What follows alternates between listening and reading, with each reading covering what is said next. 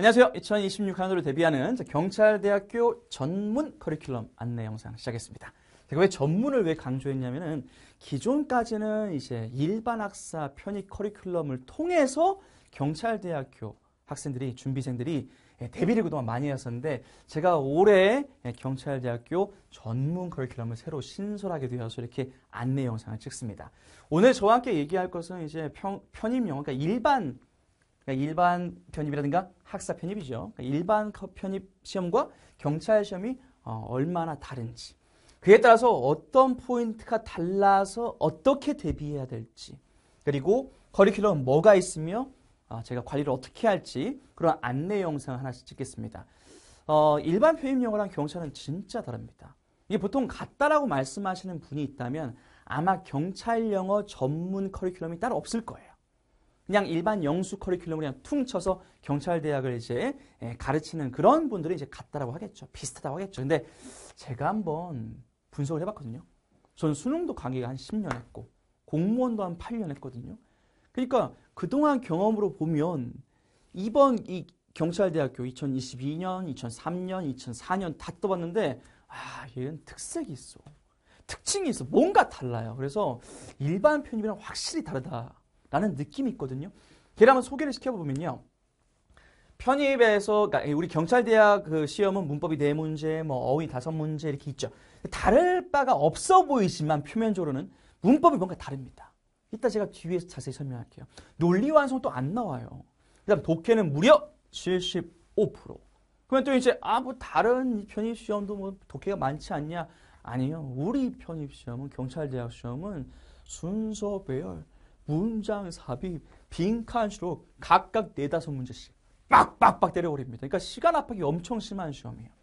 그 다음에 생활영어 있지 않습니까? 이거 일반 학사 시험에서는 잘 나오지 않거든요. 그래서 경찰만의 색깔이 있기 때문에 얘네들은 전략을 잘 짜고 가야 돼요.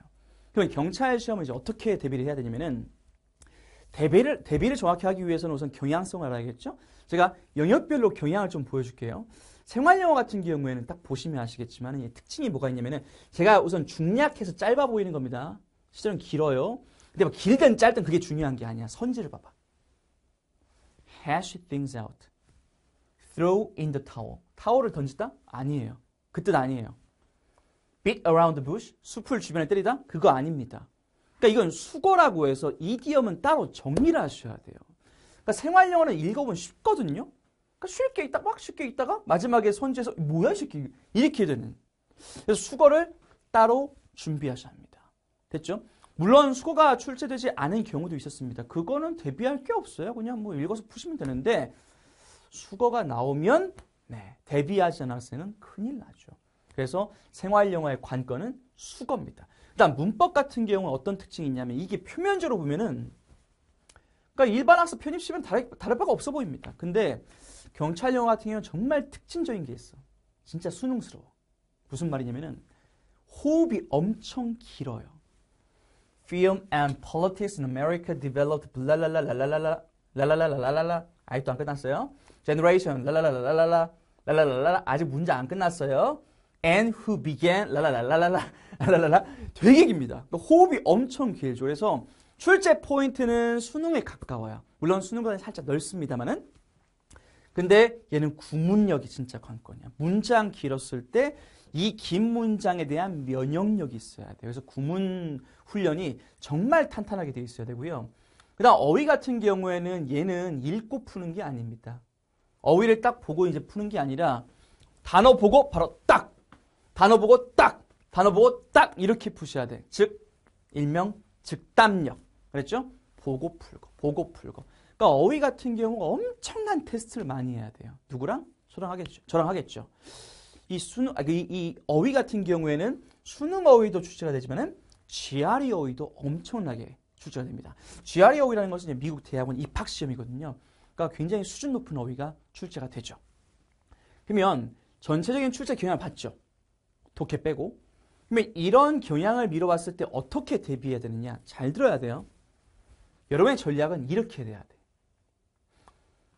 제가 생활영어 문법 어휘를 줄여서 생문어라고 할 겁니다. 생문어, 얘네 공통적인 점은 뭐가 있냐면은 빨리 풀 수 있어. 생활영어 수거 대비하면 진짜 빨리 풀 수 있거든요. 문법 얘도 어차피 수능 범위보다 살짝 넓게 나오고 문장만 길어요. 그래서 뚝딱뚝딱 제가 만들어 드릴게요. 그 다음 어휘 같은 경우는 즉답력이 중요하다고 했죠. 그래서 이 10개의 문항을 8분 내에 푸셔야 합니다. 8분 내에 푸시고 나머지 시간을 싹 독해 할당하는 전략을 써야 돼요. 이게 전략을 가지고 접근해야 하는 시험인 것이 그냥 뭐 생활영어, 문법 대비하고 어휘 대비하고 이렇게 하는 게 아닙니다. 매일매일 생문어를 푸셔야 돼요. 그리고 독해를 시간을 아끼는 게 불가능하다는 말하는 게 아닙니다. 얘는 시간이 더 오래 걸려요. 시간 단축을 하기 위한 그런 능력을 쌓아 올리고 영어력을 쌓아 올리는데 시간이 더 걸리죠. 하지만 얘는 훨씬 빨리 올릴 수 있어요. 그래서 제가 만든 것이 8분 컷입니다. 8분 컷.